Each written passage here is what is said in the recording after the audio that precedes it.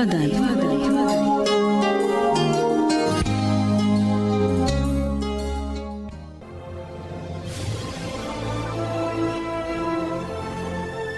දින ඔබ වෙත දේව වචනය ගෙන එනු ලබන්නේ දේවගති වර්නන් එච් පෙරේරා විසිනි.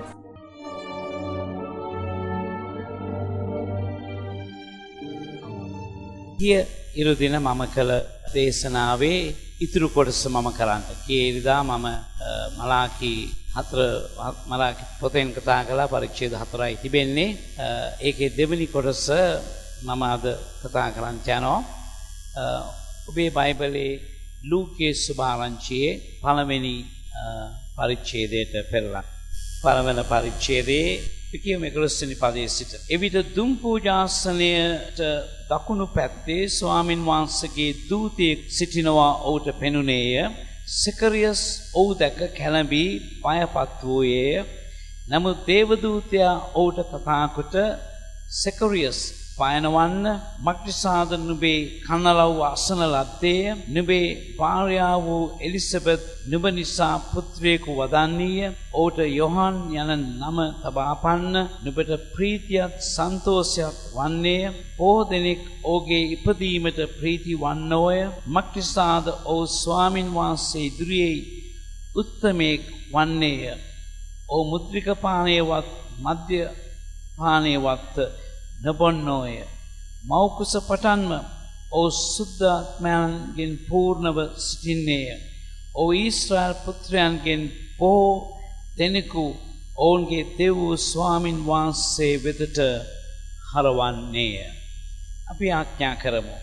දෙවි පියාණෙනි, අද උදෑසන ඔබ වහන්සේගේ පැහැදිලි පණිවිඩය ඔබ වහන්සේගේ මුවින් පිටවෙන වචන ඇසීමට කන් අපට දුන මැනව. අපේ කන් වලින් පමණක් නොව අපේ ආත්මයෙන් සමන් දෙන්න අපට පීඩ වූ මැනව. කීකරුකමේ ආත්මයක් අප සියල්ලන් තුලම ඇති කළ මැනව. සමින්දනීය වහන්සේගේ වචනයට පියවෙන්නත් අසන්නන් වහලේ ඒ නොඅසන පිණිස ඔබ වහන්සේගේ උපකාරය අපට දෙන්න.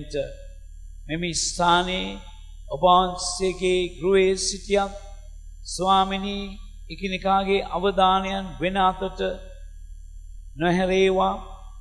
එසේ කරන්ට උත්සාහ කරන සියලු ඒ අසුද්ධ බලවේග වල බල බිඳිමින් ඔබ වහන්සේගේ පිරිසිදු වචනයට සවන් දීමේ පුළුවන්කම, ආයත කීකරු වීමේ හැකියාව අප සියල්ලන් තුල ඇති කළ මැනව. ඔබ වහන්සේගේ හස්තයට අප දැන් බාර වෙනෝ යේසුස් වහන්සේගේ නාමයෙන්. ආමේන්. අපි පරණ ගිවිසුම තුල දකින කැපී පෙනෙන එක ජනතාවක් තමයි අනාගත වක්තෘවරුන්, පූජකයන්, ලෙවිවරුන්, දෙවියන් වහන්සේගේ සේවය කළ බොහෝ දෙනෙක් සිටි අතරේ මේ සියල්ලන්ගෙන් කැපී පෙනුණු පුද්ගලයා අනාගත වක්තෘ. මොකද ඔහු තමයි දෙවියන් වහන්සේගේ හඬ ගෙනාවේ. ඔවුන් ඒ කාලය තුල බයිබලය දෙවියන් වහන්සේගේ වචනය ලියමින් තිබුණු කාලයක අද අපට මෙන් අංග සම්පූර්ණ දේව වචනයක් ඔවුන්ට තිබුණේ නැහැ. මුලින් ඔවුන් බයිබලය කියලා කිව්වේ අර මෝසෙස් ලියු පළවෙනි පොත්පාට. ඒකට කිව්වා ටෝරා කියලා. ඔවුන් බයිබලය කිව්වේ ඒ පොත්පාටයි. දැන් බයිබලයට තවත් එකතු වෙන්න කිසි දෙයක් නැහැ. ක්‍රිස්තුවන්සේගේ ඊමට පෙර ඒ සියල්ලට කියන්නේ එක වචනයයි, පරණ ගිවිසුම. උන්වහන්සේගේ පැමිණීමෙන් පස්සේ ඒ කොටසට කියන්නේ අලුත් ගිවිසුම. එතකොට අලුත් ගිවිසුමේදී ඔබ වැඩි අනාගත වක්තෘන් ගැන අසන්නේ නැහැ. ඔබ අසන්නේ අපොස්තලවරුන්, ප්‍රේරිතයන්, එවැනි අය ගැනයි. ඒ කොයි කොටස වේවා ඔවුන් දෙවියන් වහන්සේගේ පණිවිඩකාරී දූතයින්. මලාකී කියන වචනේම අර්ථය මම කිව්වා දෙවියන් වහන්සේගේ පණිවිඩකාරයා, දෙවියන් වහන්සේගේ දූතේ.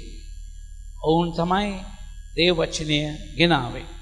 එතකොට අපි දුටුවා මලාකී පොතේ පිරිහීම කොච්චර පහළට ගියාද කියන්න දෙවියන් වහන්සේ අවසාන අනාගත වක්තෘ වශයෙන් මලාකිව යවලා ඔවුන්ට දැඩි ලෙස නොයෙකුත් දේවල් ගැන අවවාදත් තරවටුවක් හික්මවීමක් කරනවා.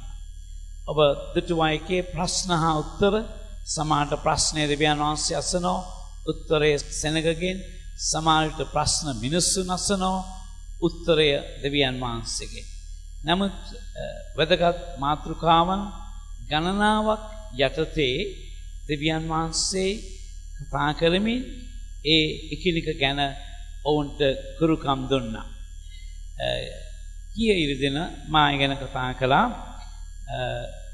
මේ සතියේ අපේ එක පාලකවරයෙක් ගියා එක නිවසකට.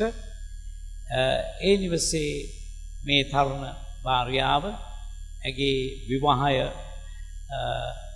අන්තිමට එපා වෙන තත්වයට ඇවිල්ලා ඈ දික්කසාද කරන්න කොම සූදානමින් ඉන්නකොට කියලා තියෙනවා ඈව බලන්ට ගිය පාලකතුමාට දැන් කොහමද ඒක කරන්නේ කියලා පාස්ස කිව්වනේ දෙවියන් වහන්සේ දික්කසාදයට ද්වේෂ කරනවා.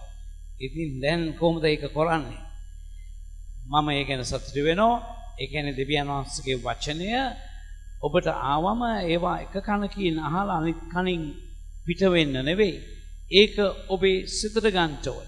ඔබ කරන ව්‍යාපාරේ ඔබ කරනවා නම් අද දේවල් හොර දේවල් හෝ ඔබ දෙවියන් වහන්සේට අයිති දේ සොරකම් කරනවා නම් හෝ ඔබ කරන ඕනෑම දෙයක් ගැන දෙවියන් වහන්සේගේ වචනේ යම් තරවටුවක් ඔබ ඇසුවාම ඒක අහන්න ඒක පිළිපදින්න අපි ඉගෙන ගනිමු. එතකොට අවුරුදු 400ක්ම කතා නොකර උන්වහන්සේ දැන් කතා කරනවා. ඉතින් අපි ඒක මෙවන් කාලයක විශේෂයෙන්ම පාවිච්චි කරන සුද්ධ ලිවිලි පාට දැන් අපි මොනවද කියවන්නේ සකරියස් කියන මේ පූජකයා ගැන. මං කිව්වා අනාගත වක්තෘවරුන් ගැන සඳහන් වීමක් නැහැ. පූජකයෝ හිටියා. පූජකයෝ දිගින් දිගට හිටියා. ලෙවිවරු හිටියා. පූජාවල් තිබුණා. ඔවුන්ගේ යාග වුන් පැවැත්තුවා. ඒව කොහොම කළා. නමුත් දෙවියන් වහන්සේ නොයෙව්වේ අනාගත වක්තෘවරුන් ඔවුන්ට කතා කරන්න. ඔබ දන්නවද යෙසාය අනාගත වක්තෘතුමා ඔව් මොනතරම් අගනා දේවල් ලිව්වද ඒ පරිච්ඡේද 66 තුල ඉතිහාසයේ තිබෙන්නේ ඔව්ව කියතෙන් දෙකට ඉරා දැමුවා. ඒකයි උන්වහන්සේ දැඩි ලෙස කතා කළේ. උන්වහන්සේ පැමිණියාම නුඹලා අනාගත වක්තෘවරුන් මරුවා වූ අයගේ දරුවන්. ඒ අයගේ දරුවා. එතකොට ඊම තමයි පස්සේ ඔවුන් සුද්ධවන්තයන් කළා. ඔවුන්ගේ හඬ මැරිලා නැති වුණාට පස්සේ ඔව් ඇත්තටම ඔවුන් දෙවියන් වහන්සේගේ පණිවිඩ කරුවන් කියලා සෙනග පිළිගත්තා. එතකොට දැන් සිටියේ පූජකයෝ විතරයි. පූජකයන්ට ඔවුන් දේශනා කළා, ඉගැන්නුවා, ඒවා කළ. නමුත් ඔවුන් නෙවෙයි ඊටාම දැඩි ලෙස දෙවියන් වහන්සේගේ වචනේ කතා කළේ. ඉතින් අපි කියවා සකරියස් ගැන ඒ තිබෙන අවස්ථාව ඔහුට පැමිණි බව අපි බැලුවොත් එම 8 වෙනි පදේ තවද ඔහු ඒ කියන්නේ සකරියස් තමාගේ පන්තියේ ක්‍රමය ලෙස දෙවියන් වහන්සේ ඉදිරියේ පූජක මෙහෙය කරන කල ස්වාමින් වහන්සේගේ සුද්ධස්ථානයට ඇතුල්ව සුවඳ දුම් ඔප්පු කිරීමට වාරය පූජකයාගේ නිලේ සිටින ලෙස පසයට දැමීමෙන් ඔහුට වැටුණේ. සුවඳ දුම් ඔප්පු කරන වේලාවේ මුළු සමූහයා යාඥා කරමින් පිටත සිටියෝය. එතකොට ඒ සුද්ධස්ථානයට සාමාන්‍ය ජනතාවට ඇතුල් වෙන්න බෑ. ඔව් සෙනග වෙනුවෙන් මේ පූජාව ඔප්පු කරන්න ඇතුලේ සිටින විට මම ඔබට කිව්වා අවුරුදු 400ක් නිහඬව සිටි දෙවියන් වහන්සේ කතා කරන්න පටන් ගත්තා. මේකට දේශනාවට තේමාවක් දමනවා නම් දෙවියන් වහන්සේ නිහඬතාවය බිඳි. ඒකයි තේමාව වේදී. උන්වහන්සේ බිඳිනවා ඒක. එතකොට කවුද ඒක එන්නේ? දූතයෙක් කියලා. දැන් දෙවියන් වහන්සේගේ දාස දාසීන්ට දූතයන් කියනවා.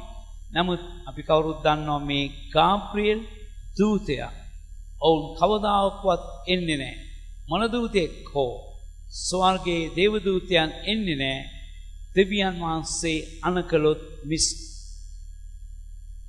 සමහර විට ඔවුන් සැරිසරයි, ඔවුන් ආරක්ෂා කරයි, නමුත් ඔවුන් පේන්ට එන්නේ නැහැ. නමුත් මේ අවස්ථාවේදී ඔවුන් පේන්ට පැමිණි බවත්, ඒ දූතයා කාටවත් ඇතුල් වෙන්න බැරි ස්ථානයේ ඉන්නවා දැකලා බය වුණු බවත් අපි කියවනවා. එවිට කියනවා ඔබට මේ දරුවා නිසා ඔබේ යාඥාද ඔබේ කන්නලව්ද අසනු ලැබු. ඇදහිල්ල ගැන මම යමක් කියන්න ඕනේ. සමහරක් අයගේ ඇදහිල්ල පවතින්නේ දෙවියන් වහන්සේ ඔවුන්ගේ යාඥාවලට උත්තර දෙන තාක්. සමහරක් අයගේ ඇදහිල්ල පවතින්නේ දෙවියන් වහන්සේ ඔවුන් ඉල්ලන, පතන, සිතන දේවල් දෙන තාක්. ඔවුන්ට යහපත් දේවල් දෙන තාක් ඔවුන්ගේ ඇදහිල්ල පවතිනවා. ඒවා සිදු නොවන විට, ඔවුන්ගේ යාඥාවට උත්තර නැති විට, හෝ ප්‍රමාද වූ විට, ඔවුන්ගේ සීන සැබෑ වන විට, ඔවුන්ගේ ඇදහිල්ලත් ඒ සමග මලානික වෙන. මම ආසයි මේ මනුෂ්‍යයාගේ අනගී ආදර්ශයට. මොකද ඔහු ගැන කියා තිබෙනවා. ඔහුට කිව්වේ මොනවද? 13 නමුත් දේවදූතයා ඔහුට කතා කොට සෙකරියස් පයනවන්න මක්සාදනුවේ කන්නලව්ව අසන ලද්දේ. දැන් අපි කවුරුත් දන්න දෙයක් තමයි මේ දෙදෙනාම ඉතා මහලුව සිටියා. ඔව් මේ පූජක ධූරේ මුළු ජීවිත කාලයක්ම සිටියා. ඒකයි හුඟක් වෙට තිබෙන ප්‍රශ්නේ. අපි දෙවියන් වහන්සේට මෙච්චර විශ්වාසව ඉඳලා, අපි සේවය කරලා, අපි යාඥා කරලා, ඇයි අපේ යාඥා අසන්නේ නැත්තේ? ඇයි අපේ ඉල්ලීම් දෙන්නේ නැත්තේ? දැන් ඒකට උත්තරයක් මට නෑ, මම දන්නෙත් නෑ. නමුත් මම දන්න එක දෙයක් තිබෙනවා. ඒක කෙසේ වුණත් අපි දෙවියන් වහන්සේ කෙරේ තාමත් ඇදහිල්ල තබනවා. හලෙලූයා. අපේ ඇදහිල්ල අර ලැබෙන දේවල් නිසා, අපි දෙවියන් වහන්සේ අපිට යහපත කළ නිසා නොවේයි උන්වහන්සේ වදහන්නේ. අපි උන්වහන්සේ වදහන්නේ උන්වහන්සේ දෙවියන් වහන්සේ නිසා, උන්වහන්සේගේ ස්වභාවය නිසා, ඊයේත් අදත් සදා කාලයටත් එකාකාර නිසා, පොරොන්දු නොවෙනස් වන නිසා, මට යම් දේවල් සිදු වෙලා නැතිව ඇති, මම ඉල්ලපු දේවල් ලැබිලා නැතිව ඇති. අර කෙනෙක් කිව්වා වගේ දෙවියන් වහන්සේට සාපකට මැරියා. ඇයි දැන් මොකද්ද ඉතුරු වෙලා තියෙන්නේ? මේවා හැම එකක්ම නොපිටට ගිහිල්ලා, හැම දෙයක්ම වැරදිලා. නමුත් ඔව් කියනවා දෙවියන් වහන්සේගෙන් යහපත ලබන්න හොඳ නම් ඒ නම් නපුරත් හොඳයි. ඒකත් හොඳයි. දාවිත් ළඟට උන්වහන්සේ පැමිණ මෙච්චර කරුණා කළ, මෙච්චර උපකාර කළ දෙවියන් වහන්සේ ඔහුට කිව්වා ඔබට මම දඬුවම් 3ක් දෙනවා. ඒ 3න් එකක් තෝරගන්න. ඔව් දඬුවමක් තෝරගෙන කිව්වා මිනිස්යන්ගේ අතට වැටීමට වඩා දෙවියන් වහන්සේගේ අතට වැටීම යහපත්ය. හලෙලූයා. දෙවියන් වහන්සේ කෙරෙහි ඔබ ඇදහිල්ල තබන්නේ හෝ තැබිය යුත්තේ ඔබට යම් හොඳ දෙයක් වෙච්ච නිසා නෙවෙයි. නැතිනම් අතහැර දානවා. අර ඒසව් ගැන කියා තිබෙනවා. ඔව් කියනවා මේ කුළුදුල් කමෙන් මට ඇති වැඩේ මොනවද? මම දැන් මැරෙන්න තරම් බඩගිනි. අලුත් කිවිස්මේ ඔව් ගැන ලියා තිබෙනවා ඒසව් මෙන්නවව. ඔව් එක කෑම වේලකට ඔව්ගේ කුළුදුල් කම වික්. ඒ වගේ පන්තියක් ඉන්නවා. ඔවුන්ගේ ඇදහිල්ල ඔවුන් තියාගෙන ඉන්නවා. හරි විශ්වාසවන්තයි කියලා පේනවා. නමුත් ඔවුන්ට යම් පරීක්ෂාවල් යම් අමාරුකම් පැමිණි වෙලාවේදී ඔවුන් ඇදහිල්ල අයින් කරනවා. ඔවුන් යනවා විසඳුම් හොයාගෙන. අනිවාර්යෙන්ම ඔවුන් නැවත ආපසු ආවොත් එන්නේ තුවාල කරගෙන. අලාභ ලබාගෙන. යේසුස් වහන්සේ කිව්වා කණ්ඩායමකට නුඹලා මා සොයන්නේ රොටිකා තෘප්තියට පැමිණි නිසාය. ඉතින් රොටි වලට අපි උන්වහන්සේ පස්සේ යන්නේ. අපි බුදියන් ඉන්නකොට අපේ ගෙවල් ආරක්ෂා කරන්න. නත්තල් දෙක තුනකට කලින් නත්තලට ඔන්න මෙන්න තියෙද්දි මගේ ගේ බිඳලා මට සෑහෙන අලාභයක් වුණා. ඉතින් මොකක්ද? මම මැරුන්නේ ඒව මං ගණන් ගත්තෙත් නැහැ. අලාභයයි මම දෙවියන් වහන්සේ තුල සිටින. එහෙම ඉන්න ඕන තරම් අය ඉන්න. එහෙම නැති අයත් ඉන්නවා. ඔවුන්ට අසනීපයක් වුණාම තේරුම් ගන්න බෑ. ඇයි අපි මෙච්චරවත් විශ්වාස විඳලා? ඔවුන් දසෙන් කොටස් දීලා ඔවුන්ට කරදරයක් එනවා. ඔවුන් දන්න එකම දෙයයි අපි දසෙන් කොටස් දුන්නාම අපේ ස්වර්ගයේ කවුළු ඇරෙන්න ඕනේ. දැන් ඒක නෙවෙයි වෙලා තියෙන්නේ. අපි දසෙන් කොටස් දීලා අපිට අලාභ වෙලා අපි නැති වෙලා ඔවුන්ට දෙවියන් වහන්සේව තේරුම් ගන්නට බෑ. දෙවියන් වහන්සේ තේරුම් ගන්නට පුළුවන් කෙනෙක් නෙවෙයි. ඔබ තේරුම් ගන්නට ගියොත් ඔබ තේරුම් ගන්නවට වඩා ඔබ තේරුම් නොගන්නවා. නමුත් මෙම ස්ථානයේදී සකරියස් කියන්නේ මොනවද? සකරියස් බය වෙන්න එපා. නුඹේ යාඥාද කන්නලව්ද අසන ලද්දේ. ඒ යාඥාව කන්නලව්ව පැහැදිලි ඔහුට දීපු උත්තරෙන් මක්නිසාද නුඹේ භාර්යාව එලිසබෙත් නුඹ නිසා පුත්‍රයෙකු වදන්නේය. ඔහුට යොහාන් යන නම තබන්න. මේ මොහොතේදී දරුවා පිළිසිඳිලාවත් නැහැ. ඔහුට යොහාන් යන නම තබන්න.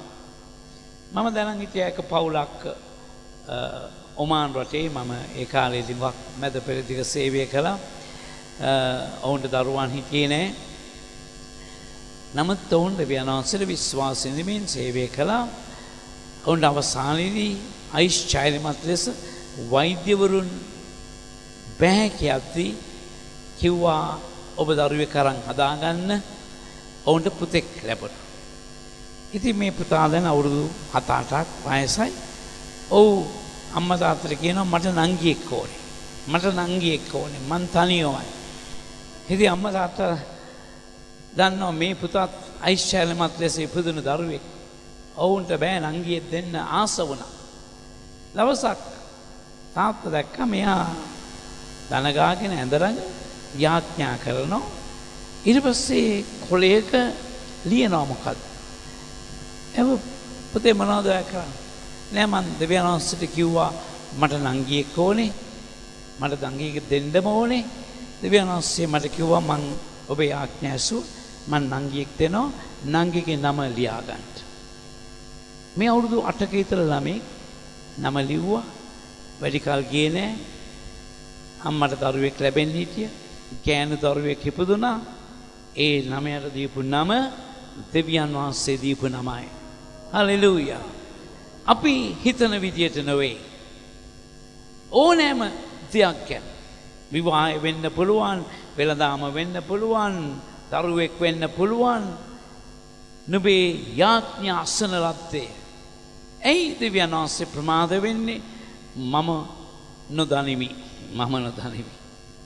එතකොට ඔහුට ඒක කිව්වා. නුඹට ප්‍රීතිය සන්තෝෂය වන්නේ බොහෝ දෙනෙක් ඔහුගේ ඉපදීමට ප්‍රීති වන්නෝය. මක්නිසාද ඔහු ස්වාමින් වහන්සේ ඉදිරියේ උත්තමයෙක් වන්නේ. මේ ලොවට ගෙනෙන දරුවන් යකාගේ දරුවන් කරන්න නෙවෙයි ඔබට දෙන්නේ. නිරේ පුත්‍රයන් කරන්නට නෙවෙයි. නෑ මොනා කරන්නද? දේව කැමැත්ත වෙන්නේ නැති. එතකොට දේව කැමැත්ත තමයි අපිට ඉපදෙන දරුවන් නිරේ පුත්‍රයන් වෙන්න. නිරේ පුරවන්න. නෑ දෙමව්පියන් වශයෙන් ඔබ තේරුම් ගන්නට ඔබේ දරුවන්ගේ දැන් පේන්නේ මුරණ්ඩුකම නම් අකීකරුකම නම් ඔවුන් පුදුම විදියට දෙවියන් වහන්සේ පා කර තිබෙනවා නම් ඔබ දකින්න දේ ඒකයි. නමුත් ඊට වඩා දෙයක් දකින්ට දෙවියන් වහන්සේ දෙස බලන්ට කියන්ට සමිඳුනි මේ දරුවා යකා අපිට දීපු දරුවෙක් නෙවෙයි.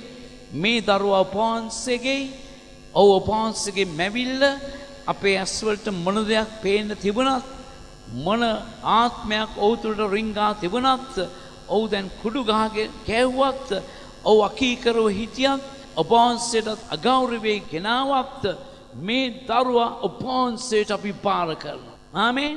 නොකඩවම දෙමව්පියන් ඔබේ දරුවන් දෙවියන් වහන්සේට පාර කරනවා. මම දන්නේ කොයි මොහොතේ ඔවුන් සී උපදවා කල්පනා කොට ඔව් අපි යන මාර්ගයේ වැරදි. අපි කරන දේ වැරදි. අපේ මවට පියාට සලකපු කතා කරපු විදිය වැරදි. අපුයි නැවතේනවා. ඔවුන්ට එන්න පුළුවන් වෙන්නේ ඔබ බාල වයසේ සිට දෙවියන් වහන්සේගේ වචනය ඔවුන් තුළට ඇතුළත් කළ නිසායි. උන්වහන්සේ කියනවා මගේ වචනය මා වෙතට හිස් වෙන්නේ නැහැ. ඔව් දෙවියන් වහන්සේ ඉදිරියේ බලවත් මිනිසෙක් වන්නේය. ඊට පස්සේ කියා තිබෙනවා ඔව් මුද්‍රික පානය පොන්නේ නැහැ. ඔහුගේ ඉපදෙන්නට ඉස්සෙල්ලා සුද්ධාත්මයෙන් පූර්ණ වෙන්න යනවා. මම හිතනවා මේ දරුවා යොහන් කිසිවෙක් නොලැබු අත්දැකීමක් ලැබුවා. ඔව් එකම එක්කෙනා වෙන්නේ නැති. මේ ලොවට ඉපදෙන්න පෙර සුද්ධාත්මයෙන් පිරුණා. ඔව් ඊශ්‍රායල් පුත්‍රයන්ගෙන් බොහෝ දෙනෙකු ඔවුන්ගේ දෙවි වූ ස්වාමින් වහන්සේ වෙතට හරවන්නේ. ඇයි දෙවියන් වහන්සේ මූණ සඟවා ගත්තේ? ඊශ්‍රායලේ තිබිච්ච පුදුම මුරණ්ඩුකම, පිරිහීම. නමුත් සකරියස් නුඹේ ආඥා අසන ලද්දේ. ඔබේ මහලු වයසේදී ඉපදෙන්න සිටින මේ පුත්‍රයා ඊශ්‍රායලේ බොහෝ දෙනෙක් කියලා නෑ හැම දෙනෙක් කියලා. බොහෝ දෙනෙක් දෙවියන් වහන්සේ වෙතට හරවන්නේ. තවදුරට කියා තිබෙනවා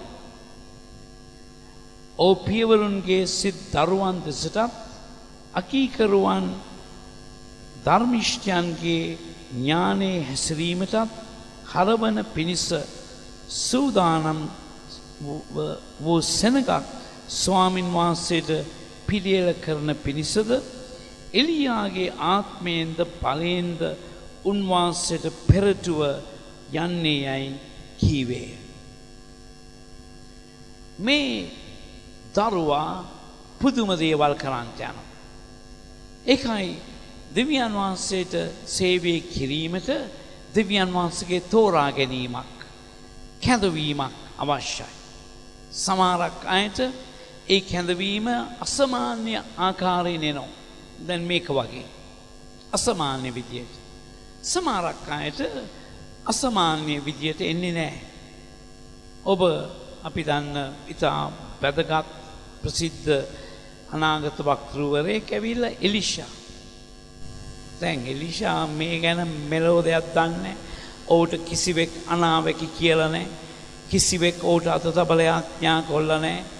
ඔහුගේ තාත්තා පූජකයෙකුත් නෙවෙයි. ඔහුගේ තාත්තා ගොවිතැන් කළ මිනිහෙක්. ඉතින් එලියා ගොන් බහන් 12ක් සමග ඔව් කුඹුරේ වැඩ කර ඉන්නෝ සුපුරුදු ලෙස වෙනදා වගේ ඔව් විශ්වාසය කරමින් සිටියා. නමුත් දෙවියන් වහන්සේ එලියාට කිව්වා එයා මැරෙන්න ඉල්ලුවා. දැන් ඇති කියලා කිව්වා. මං විතරයි ඉතුරු කියලා කිව්වා. දැන් වැඩක් නැහැ ඉඳලයි කියලා කිව්වා. දෙවියන් වහන්සේ එකක්වත් සැලකුවේ නැහැ. උන්වහන්සේ තව වැඩ ටිකක් තියෙනවා. ඒ වැඩ ඉවරන කාල යන්න බෑ. ගිහිල්ලා එලිෂාව ආලේප කරන්න අනාගත වක්තෘ වෙන්න. දැන් එලියා ගිහිල්ලා එලිෂාව ආලේප කළේ නෑ. සාමුවෙල් ගිහිල්ලා සාවුල්ව ආලේප කර විදියට. ඔබ දන්නවා සාමුවෙල් ගිහිල්ලා සාවුල්ව ආලේප කළා රජකමට. රජෙක් නොසිටි කාලයක ඊශ්‍රායල්. ඔව් මොනවද කරන්නේ? පාරේ යනකොට දැක්කා මිනිස්සු කුඹුරු වල වැඩ කරනවා. කොහොම හරි දෙවියන් වහන්සේගේ ආත්මය කියන්නේ ඇති අන්න අර කුඹුරේ බෑලා මඩ නාගෙන ඉන්න එයයි කියලා ඔහුගේ සලුවෙන් ගහලා ඔහු ගියා. මෝ හැරිලා එනවා. ඔක මට ඉඩ දෙන්න මම මේ හරක් ටික මේ මරලා පූජාවක් කරලා දෙමව්පියන්ට වැඳ නමස්කාර කළා මං එන්නම්. එළිය කිව්වා මම මොනවද කළේ? මම මොකද කළේ නෑ. ගිහිල්ලා උඹේ ගොවිතැන් කරපන්. බලන්න ඔවුට දෙවියන් වහන්සේගේ කැඳවීම ආපු ක්‍රමය. ඉතින් ඔබ හිතන්න එපා මට මේ සාවුල් වගේ කැඳවීමක් නෑ. මේ යෝහන් බෞතිස්ස වගේ එකක් නෑ. ඒ නිසා මට කැඳවීමක් නෑ. නෑ දෙවියන් වහන්සේ විශේෂයෙන්ම මේ කාලයේදී බයිබලයේ කියා තිබෙනවා 11 වෙනි පැයේ අවසාන පැයේ සේවය කරන්නට උන්වහන්සේ මිනිසයන් කැඳවනවා. ආමේන්. ඔබ විවාහක වුණාට කමන්නේ, දරුවන් හිටියට කමන්නේ, ආච්චිසියා වුණත් කමන්නේ. දෙවියන් වහන්සේ ඔබ කැඳවනවා නම් සංවේදී වෙන්න. ඒක අපහැදිලි නම් ඔබට පෙර දෙවියන් වහන්සේට සේවය කිරීමේ පළපුරුදු ඇති අය සමග ඒක ගිහිල්ලා සාකච්ඡා කරන්න. මොකද හැම දෙයක්ම පැහැදිලි නෑ. ඉතින් ඔවුට කියනවා මේක ඔව් එලියාගේ ආත්මෙන්. ඒකයි යෝහන් බෞතිස්ස ගැන කිව්වන්න එලියා ඇවිල්ලා කියලා. එලියා ඇවිල්ලා. ඉතින් ඔවුන් එව්වා මිනිසයා නොව වෙතට. ඇවිල්ලා කිව්වා ඔබ ක්‍රිස්තුස් වහන්සේද? ඔබ මෙසියස් වහන්සේද? ඔක නෑ මම නෙවෙයි. ඔබ එනම් එලියාද? මොකද මලාකි පොතේ තියෙනවා. මලාකි පොතේ 3 වන පරිච්ඡේදයේ තිබෙනවා මම එලියාව නැවත එවනවා. එතකොට ඔක්වා ඔබ එලියාද? නෑ මං එලියා නෙවෙයි. ඔබ එනම් අනාගත වක්තෘවරුන් ගැන කෙනෙක්ද? ඒකවා නෑ මම එක්කෙනෙක්වත් නෙවෙයි. එහෙනම් ඔබ කවුද? අපි ගොස් පූජකයන්ට, නායකයින්ට, යුදෙව් ආගමේ ප්‍රධානීන්ට මේක කියන්න ඕනේ. ඔව් කිව්වා. ඒ අයට ගිහිල්ලා කියන්න මම වනේ හඬ ගසන්නෙකුගේ හඬ. මට පස්සේ තව කෙනෙක් එන්න ඉන්නවා. උන්වහන්සේගේ පාවාන් වල පටිය මුදවන්නවත් මං වටින්නේ නැහැ. උන්වහන්සේ වැඩි වෙන්න ඕනේ. මම අඩු වෙන්න ඕනේ. මම ඒක දන්වන්ට ආවා වූ මිනිසෙක් විතරයි. ඉතින් අවදකත් තේරුම් ගන්න දෙවියන් වහන්සේ අපිව කොහොම පාවිච්චි කරත් කමන්නේ අපි කවුද කියලා. සමහරක් අය වැටලා තියෙනවා. මොකද ඔවුන් හිතනවා ඔවුන්ට වඩා ආලේපයක් කාටවත් නැහැ. ඔවුන් පොඩි දෙවිවරු වෙලා ඔවුන් දෙවියන් වහන්සේත් වෙන්න හදනවා. මේ මිනිස්සු වැටිලා ගිහිල්ලා තියෙනවා. අපි මිනිස්සු. ආමේන්. අපි මිනිස්සු. දෙවියන් වහන්සේ අපෙන් ඈත් වුණොත් අපි පෙරලිලා යක්ෂයක පයින් පාරක් ගැව්වන. අපි දෙවියන් වහන්සේගේ අනුග්‍රහයෙන් ජීවත් විය යුතු උන්වහන්සේ තුළ යටහත්කමෙන් සිටිය යුතු අය. යෝහන් බෞතිස්ස තරම් අනගේ ආදර්ශයක් කවුරුත් පෙන්වන්නේ නැහැ. නමුත් අවසානයේ දුනේ මොනවද? ඔහුගේ හිස ඔහුගේ කඳෙන් වෙන් කරනු ලැබුවා. මෙන්න ඔහුට ලැබිච්ච තෑග්ග. නමුත් ඔවුන් දෙවියන් වහන්සේට විශ්වාසවන්තයි. එතකොට ඔවුන්ට කිව්වා ඔව් මේ දේවල් කරන්ට යනවා. දේවදූතයා උත්තර දෙමින් 19 මම දෙවියන් නෑ ඊට පෙර 18 වෙනි පදේ මම මේක කුමකින් දැනගනීම්ද මක්ෂිසාද මම මහල්ලෙක්ය මාගේ භාර්යාවත් වයස්ගතයයි දේවදූතයාට කීවේ.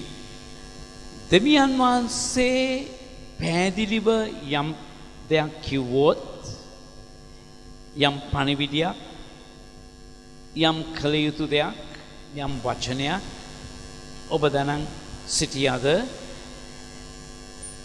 ඒකට තර්කයක් නෑ. තර්කයක් නෑ. දෙවියන් වහන්සේගෙන් ප්‍රශ්න කිරීමක් නෑ. වාද විවාද නෑ. ඒක මම පෞද්ගලිකව දන්න දෙයක්. මම ඒක අත්දැක තිබෙනවා. වාද විවාද නෑ.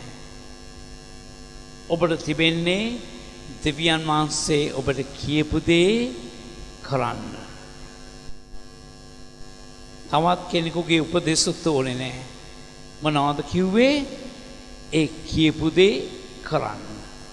දැන් මෙච්චර පැහැදිලිව මේ ඔක්කොම කියලා ඔබේ යාඥාද කන්නලවද අසන ලද්දේය ඔබට මේ වගේ පුතෙක් ලැබෙන්න යනවා. මෙන්න නම ඔව් කරන්ට යන දේවල් ඔව් මුද්‍රික පානය බොන්නේ නැහැ. ඔව් බලවන්තෙක් වෙන්න යනවා. එලියාගේ ආත්මේ නොව වෙන්න යනවා. ඔව් පියවරුන්ගේ සිත් දරුවන් වෙතටත් දරුවන්ගේ සිත් පියවරුන් වෙතටත් ඊශ්‍රායලයේ දෙවියන් වහන්සේ වෙතටත් හරවන්ට යනවා. එක්කොම කියලා සකරියස් කියනවා මම මාළු මිනිහෙක් නේ. මං තරුණ කාලේ තරුණෙක් නේ. මගේ භාර්යාව තාම අවුරුදු 30 නම් මේක වෙන්න තිබුණා. කොහොමද? අපි සමාන විට ධර්මිෂ්ඨත් වෙලා ඔව් ධර්මිෂ්ඨයි කියලා තිබෙනවා. ඔව් අවංකයි ඔව් විශ්වාසවන්තයි කියලා තිබෙනවා. ඒ නොඇදහිල්ල පාපයක්. ඔබ දැනන් හිටියද? නොඇදහිල්ල පාපයක්. ඔව් අනෝ මං කොහොමද මේක දැනගන්නේ? 1970 මම ඉසිපතන විද්‍යාලයේ ඉගෙනීම ලබමින් සිටින විට දෙවියන් වහන්සේ මට කිව්වා නුඹේ පොත් තියලා මට සේවය කරන්න එන්න. මං දේව මේක හිටියේ නෑ මේ වගේ ලස්සන නමස්කාරයක් තිබුණේ නෑ. ඉදිරියට සේවයට එන්න කැඳවීම් නෑ. ආලේපලත් 16 මං ඉදිරියේ නෑ. මං ඉස්කෝලේ ඉගෙන ගන්නකොට නුඹේ පොත් තියලා සේවයට එන්න. මං අන්තිමට ආවා. මං එන්ට පෙර දවසේ මට ගියේ ඒ ඉතිස්සලා ඉරිදා යාඥා කළා වර්නන් කළුතර සභාවෙන් සේවයට යනවා. පාස්ටර් ඒබ්‍රෑම් මට යාඥා කළා. සභාවෙන් පොඩි සභාවේ ඔක්කොම මට යාඥා කළා. පහුවෙනිදා මං ගියේ අඟහරුවාදායි සඳරෑ මම ඉල්ලගත්ත දෙයක් දෙන්න ගිහිල්ලා ඒ අංකල් මට කිව්වා අපේ සභාවට ආපු කෙනෙක් අන්න ඔයාගේ තාත්තා රස්සාවක් හෙව්වනේ වාට බ්‍රවුන්ස් කම්පැනි අන්නේ රස්සාව ලැබුණා. එයා කිව්වා හෙට වුණත් වැඩ පටන් ගන්න පුළුවන්. මේ සභාවට ආපු බ්‍රදර් කෙනෙක්. ඉතින් යකාට පුළුවන් ඕන කෙනෙක්ව පාවිච්චි කරන්න. ඒ පණිවිඩය මට නොකිය ඉන්නයි තිබුණේ. එයා දන්නවා මාව සේවයට ඉරිදා කැප කළා මම දැන් අඟහරුවාදා බයිබල් විද්‍යාලය යනවා. ඉතින් මගේ බ්ලාබාල වයසේදී අවුරුදු 18යි තාම මගේ සිත දෙගදියාව මට දෙවියන් වහන්සේගේ ගැන අද තියෙන දැනීමක් තේරුමක් නැහැ. ඉතින් මම ඒ බාර දීලා රැයට ආමාර විතර අර ගියායේ බ්‍රවුන්ස් කම්පැනියේ වැඩ කරන මැනේජර්ගේ ගෙදරට මං ගේට්ටුව අල්ලගෙන දෙවියන් වහන්සේගෙන ඇසුවා ස්වාමීනි දැන් මම මොකක්ද කරන්නේ? මං හෙට බයිබල් විද්‍යාලයට යනවද සේවයට යනවද මං ගිහිල්ලා මේ අර අපි තාත්තා අපේ දුප්පත්කම නිසා කිව්ව පුතේ ඉගෙනීම අතහැරලා මට මේක ගෙනියන්න අමාරුයි ඔබ රස්සාවට යන්න මං හොඳයි තාත්තා කිව්වා මං ඉගෙන ගන්නට ආසාව තිබුණත් මට ඉංජිනේරු කෙනෙක් වෙන්න ආසාව තිබුණත් මං හොඳයි කිව්වා ඉතින් හරියටම මේක අස්සට මේක ආවා ඉතින් මම කිව්වා ස්වාමිනී මට පැහැදිලිව කියන්න මම මොනවද කරන්න ඕනේ ස්වර්ගයේ නිහඬයි දෙවෙනි වර යාඥා කළා මං කිව්වා ස්වාමීනි මම මේ ගේට්ටු වැරලා අර ගෙදරට ගිහිල්ලා රස්සාව අරන් බ්‍රවුන්ස් කම්පැනිට හෙට යන්නද මං හෙට බයිබල් විද්‍යාලයට යන්නද ස්වර්ගයේ නිහඬයි තුන්වෙනි වරට මං ඇහුවා ස්වාමීනි මට කියන්න ස්වාමීනි කතා කරන්න ස්වර්ගයේ නිහඬයි මම කිව්වා මම හෙට සේවයට යනවා මං ගෙදර ඇවිල්ලා අම්මට ඕක නිකන්වත් කිව්වනම් අම්මා මට කියයි ඵලයන් බ්‍රවුන්ස් කම්පැනියට මොකද අම්මා මෙන්න මොකුත් දැක්කේ නැහැ අපි ඔයා නැතුව අපි ගිලෙන්න යනවා අපිට ජීවත් වෙන්න විදියක් මම බයිබල් විද්‍යාලයේ අවුරුදු 2ක් විතර ගියාට පස්සේ දවසක් දෙවියන් වහන්සේ මට කතා කළා ගීතාවලිය 32 එහි තිබෙනවා තේරුම් නැති අස්වේකෝ අස්ස තරෙක් මෙන් නොවව් තා යායුතු මාර්ගයේ තට උගන්වන්නෙමි තට ගුරුකම් දෙන්නෙමි අර බූරුවන්ට අස්වයින්ට කටකලියාව දාලා මේ පැත්තට ඇද්දම මේ පැත්තට අර පැත්තට ඇද්දම අර පැත්තට පයින් ගැහුවම කිවිටින් ගැහුවම ඉස්සරහට උන් එච්චරයි දන්නේ උන්වහන්සේ කියනවා ඒ වගේ නොවව් තා යායුතු මාර්ගයේ තට උගන්වන්නෙමි තට ගුරුකම් දෙන්නෙමි එදා දෙවියන් වහන්සේ මට කිව්වා මම නුඹට යම් දෙයක් කිව්වම එකවරයි දෙවනි වර මගෙන් අහන්න දෙන්න එපා එකවරයි මේ දවස් දක්වා මම දෙවියන් වහන්සේට කියලා තියෙනවා වහන්සේ කියන ඕනෑම දෙයක් එකවරක් මට ඇති සමහරක් අයට මදි ඇති ඒකලන්ට තුන් සැරයක්වත් මදි මට එකවරයි අද දවස දක්වා ඔබට පුළුවන් එහෙම වන්න දෙවියන් වහන්සේ කියන ඒවා තේරුම් ගන්න අමාරුයි නමුත් ඔබට පුළුවන් කරන්න සකරිස් කියනවා මම මහලු මිනිස්සෙක් මෙච්චර පැහැදිලි ඔක්කොම කියලා මගේ භාර්යාව මාරුයි දොස්තර මහත්තයා කිව්වා මේ දැන් දවල් සීන බලන්න එපා ඔයාටයි ඔයාගේ භාර්යාවටයි බබාලා අත ලැබෙන එක දැන් අවුරුදු 30-40කුත් පැනලයි තියෙන්නේ ඒ නිසා දවල් සීන බලන්න එපා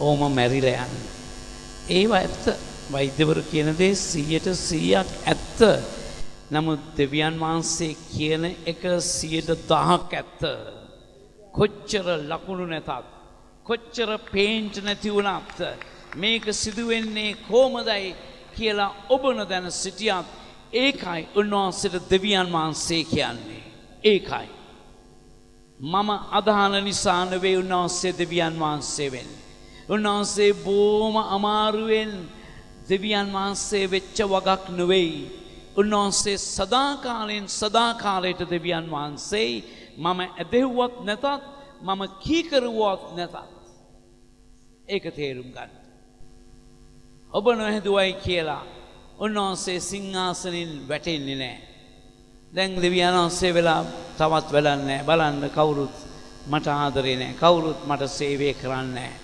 නැහැ අපි කියව මලාකි පොතේ දෙවියන් වහන්සේ කියනවා මට සේවය කළා වූ මට සේවය නොකරා වූ අය අතරේ ඔබ වෙනස දකින්න යනවා ඉතින් ඔහුට මෙසේ කියපු නිසා ඕක හොඳයි ඔබට ලකුණක් ඕනනම් මන් ලකුණක් දෙන්නම් 20 වෙනි පදේ නියම කාලයට සම්පූර්ණ වන්නා වූ මාගේ වචන නුඹ විශ්වාස නොකළ බැවින් මේ කාරණා සිදුවන දවස් දක්වා නුඹ කතා කරන්නට නොහැකිව නිශ්ශබ්ද වන්නේ යයි කීවේ නුඹ විශ්වාස නොකළ බැවින්. අපි පල්ලි එන්න පුළුවන්. ඔව් ධර්මිෂ්ඨව හිටියා. ඒක ඇත්ත. ඔව් අවංකව විශ්වාසව හිටියා සේවයට. ඒකත් ඇත්ත. නමුත් යම් අවස්ථාවකදී යම් නොඇදහිල්ලක් ඔබ ඉඩ දෙන්න එපා ඒකට. ඒක ඉඩ දුන්නොත් රිංගනෝමයි ඇතුළට. නොඇදහිල්ල. ඇදහිල්ල තුළ සිටපු කෙනෙකුට නොඇදහිල්ලකට එන්න පුළුවන්. ඒක පරීක්ෂාවක්. ඒක පරීක්ෂාවක්. එච්චරයි. ඒ පරීක්ෂාවෙන් ජයගන්නට වෙන ඕනෑම දෙයකින් ජය ගන්නවා වගේ. ඒස්වන්ස් කිව්වා වගේ සාතන් මා පස්සට ඵලයන්. නොඇදහිල්ලේ දෙවියන් වහන්සේ සැක කිරීමේ අවිශ්වාස කිරීමේ සිතුවිලි ස්වර්ගයෙන් නෙවෙයි. ඒවා ඔබෙනුත් නෙවෙයි. ඒවා සාතන්ගෙන් පැමිණෙනවා. ඔවුගෙන් පැමිණෙනවා. ඒක අඳුනාගත්තම ඒක බදා ගන්න එපා. ඔයා මගේ තත්ත්වය දන්නේ නැහැ. මගේ තත්ත්වය ඔයා හිටියා නම් ඔයත් ඕමයි කියලා කියන්න එපා.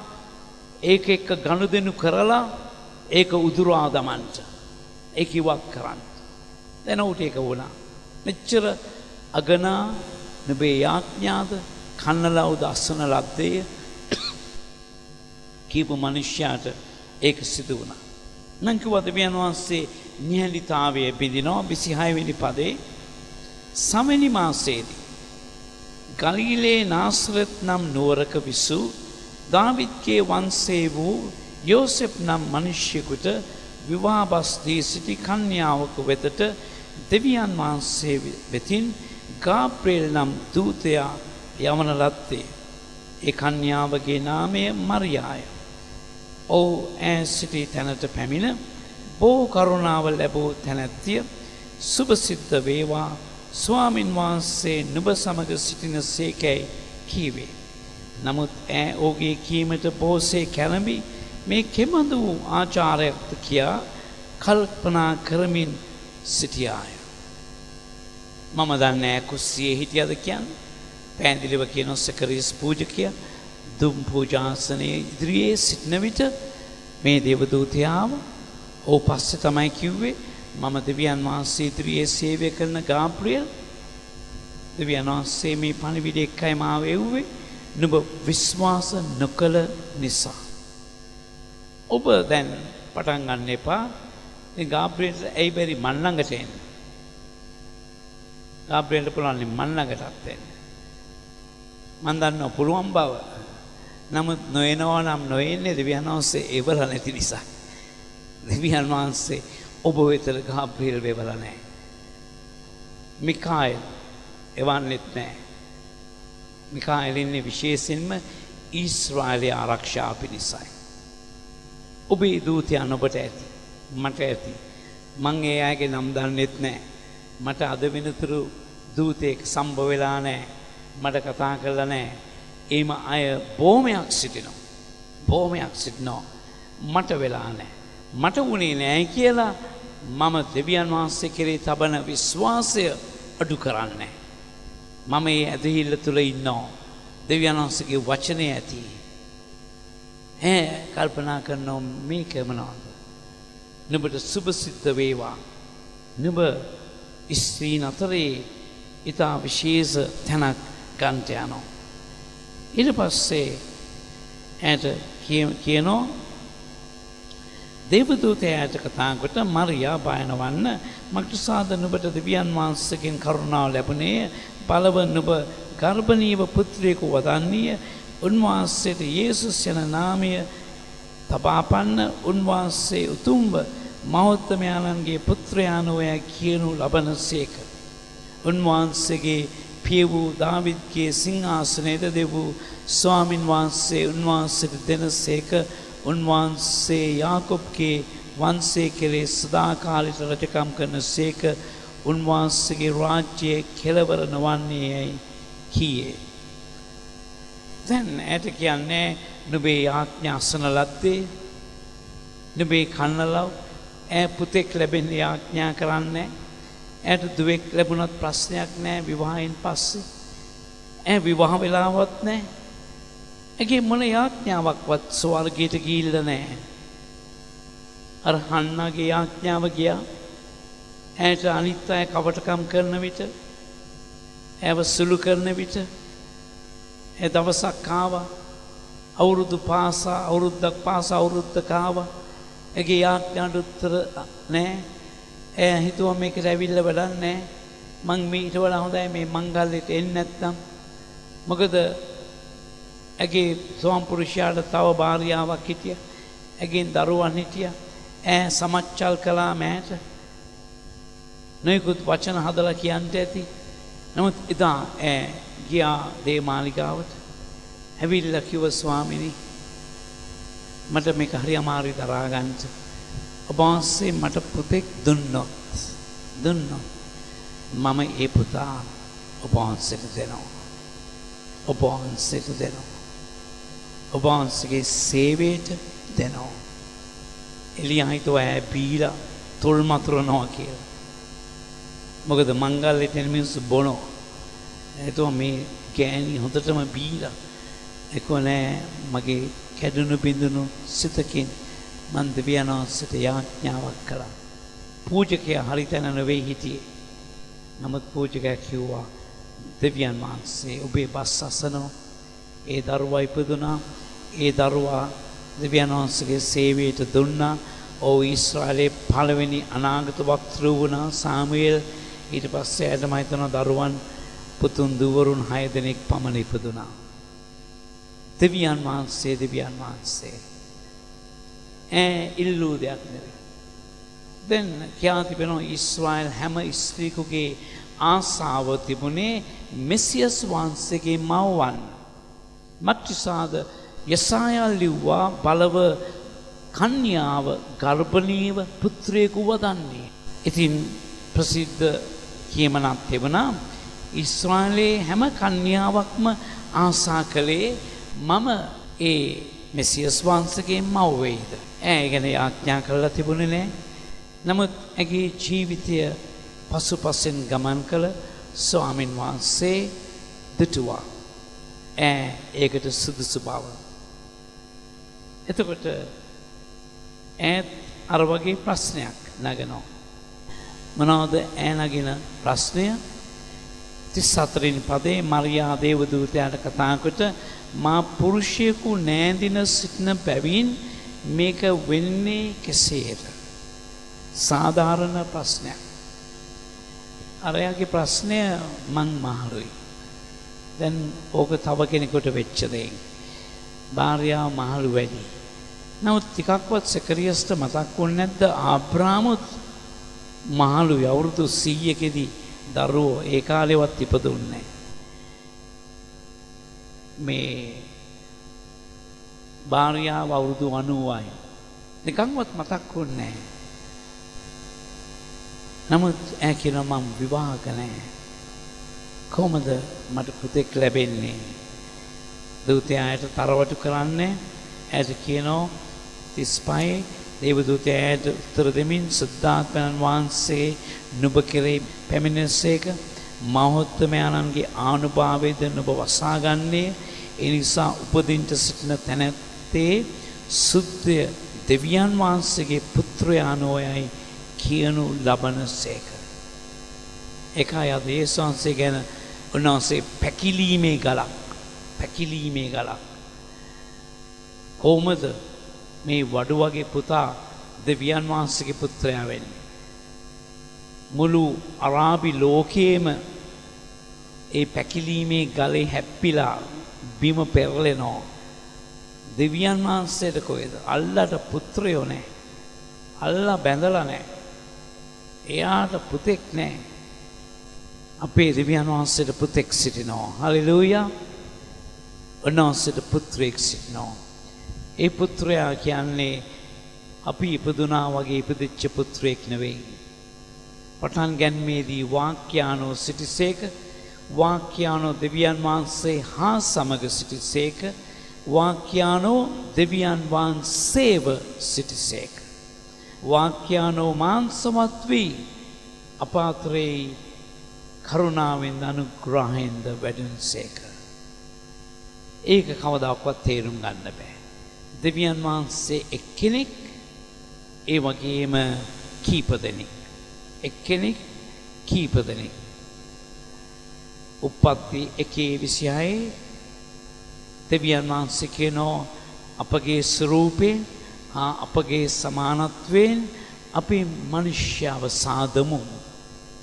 1:27 තිබෙනවා දෙවියන් වහන්සේ තමන්ගේ ස්වරූපයෙන් හා තමන්ගේ ආකාරත්වයෙන් මනුෂ්‍යව සෑද. දෙවියන් වහන්සේ කෙරේ අදහනොයි කියන්නේ තීරුම් ගැනීම නෙවෙයි. නමුත් කියන දේ විශ්වාස කිරීමයි. කියන දේ ඒ ආකාරයෙන් බාර ගැනීමයි. ඒ ගැන තර්ක විතර්ක නෙවෙයි. ඒක රසායනාගාරයක පරීක්ෂණයකට යොදවලා ලැබෙන විද්‍යාඥයෙක්ගේ ප්‍රතිඵල අනුව නෙවෙයි. නෑ. ඔබ දෙවියන් වහන්සේ කියන දේ විශ්වාස කරනවා. කියනවා 37 වෙනි පදේ දේවදූතයා කියනවා මක්නිසාද දෙවියන් වහන්සේගෙන් වූ කිසි වචනයක් බල රහිත නොවන්නේ යයි කීවේ. අපි සියලු දෙනාම එක කියමු.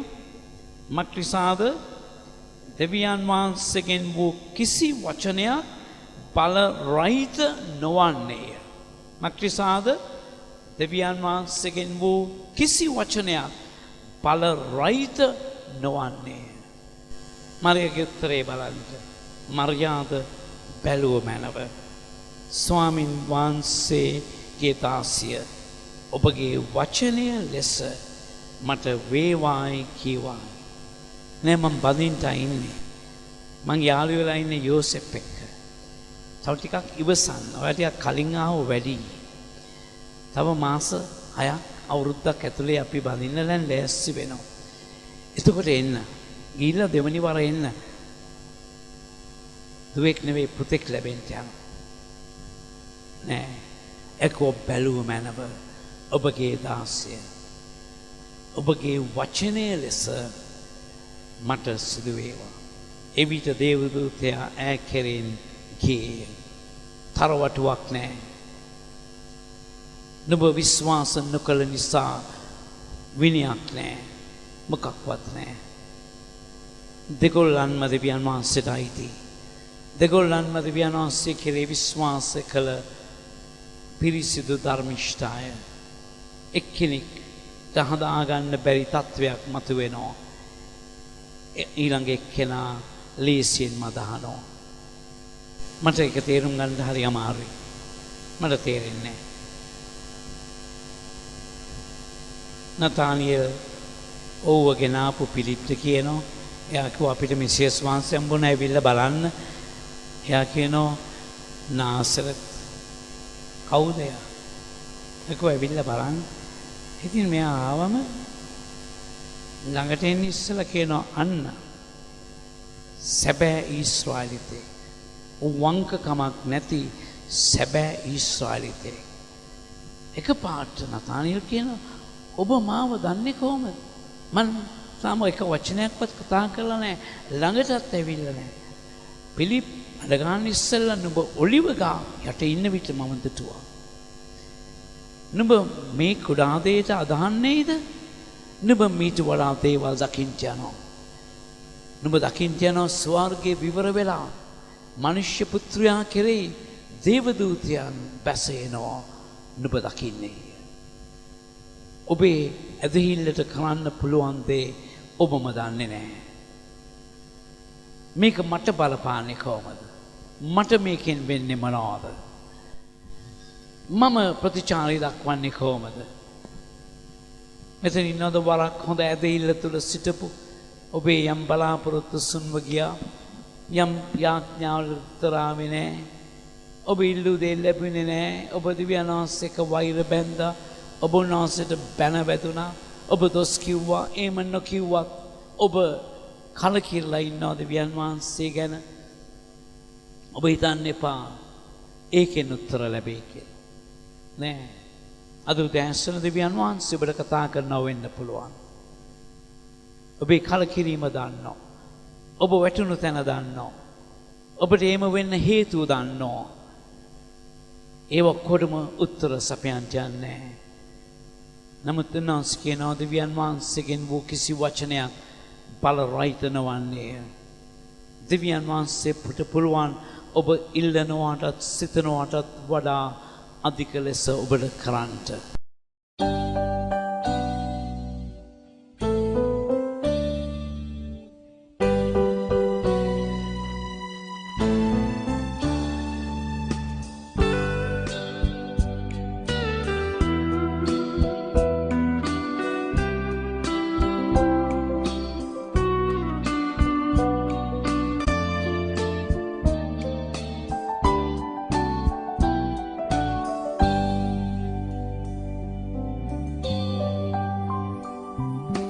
ජේසුනි ඔබ මා ළඟින් ඉන්නවා මට දැනෙනවා ජේසුනි ඔබ මා ළඟින් ඉන්නවා මට දැනෙනවා ඔබගෙන් කොහෙදෝ ඈතට යන්නේ ඔබගෙන් කොහෙදෝ මා සැඟවෙන්නේ ඔබගෙන් කොහෙදෝ ඈතට යන්නේ ඔබගෙන් කොහෙදෝ මා සැඟවෙන්නේ